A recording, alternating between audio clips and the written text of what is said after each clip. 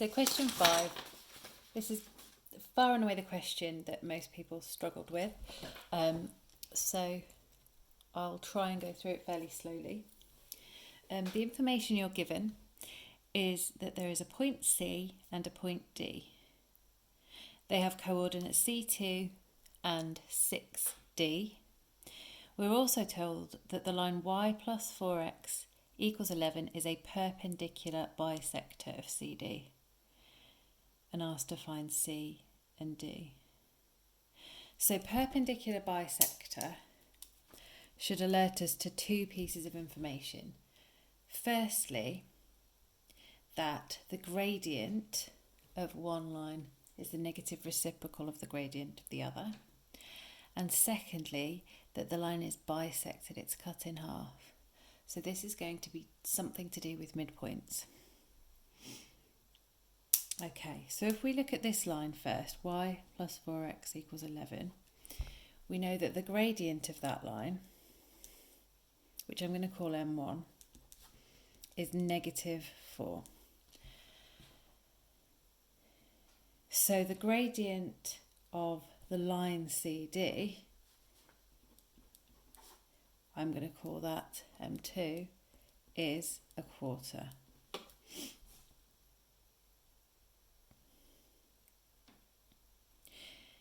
That's because they multiply to make negative 1, and that's what happens with the gradients of a line and a line perpendicular to it. Most of you did recognise that.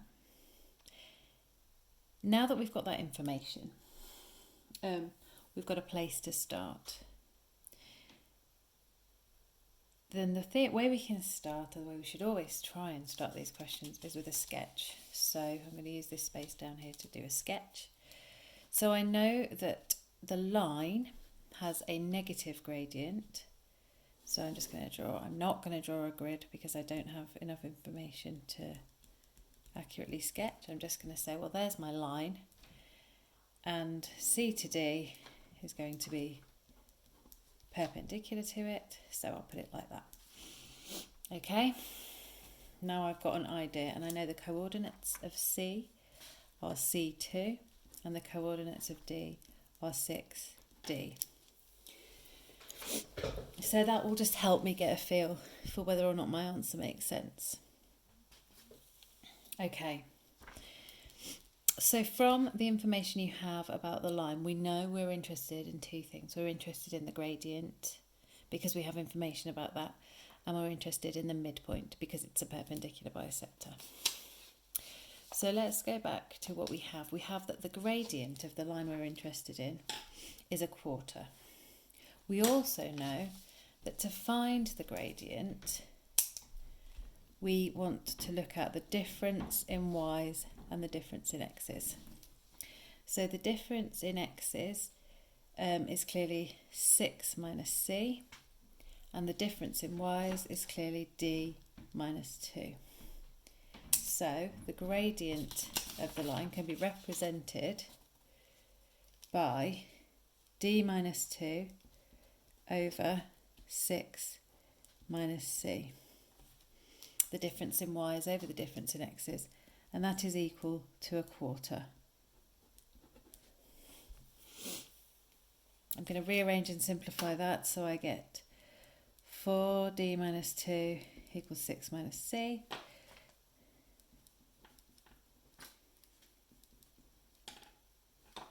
And I'm choosing to put d's and c's together and constants on the other side. So I get 4d plus c equals 14. Now at this point, I should probably be able to notice that simultaneous equations are probably going to come into play. I've got two pieces of information, the gradient, which I've worked with here, and the midpoint to work with now. So if I can work with the midpoint and get a second equation, I'll have simultaneous equations to solve. So have a look at this. We don't know the equation of this line. This is the line we're trying to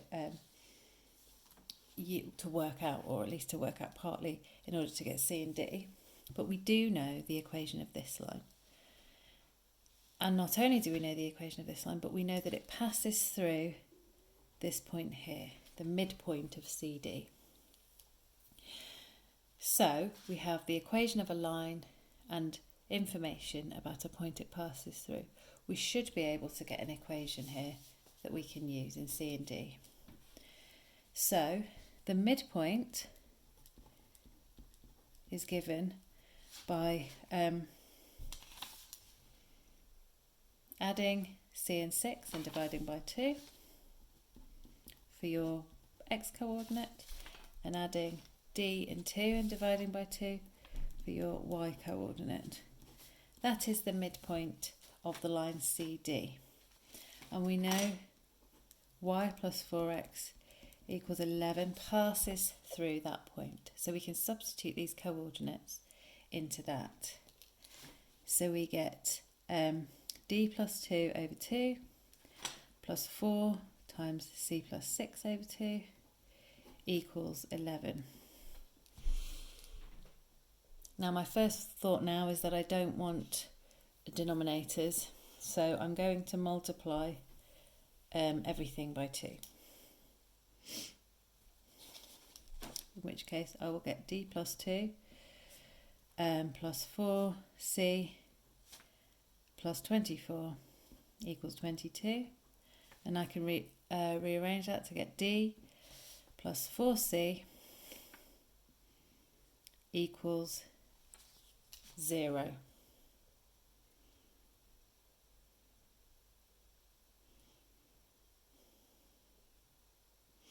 Okay, so I've now got two equations.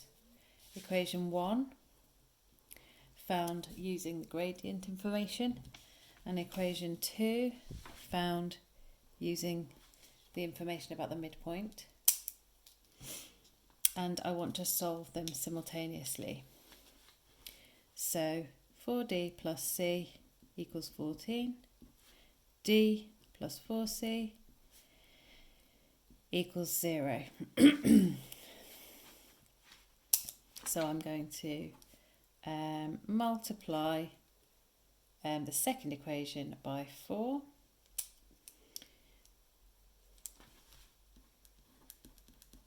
to give me 4D plus 16C equals still 0, and compare it with 1 and you'll end up with 15C. Yeah, it's wrong. Ink.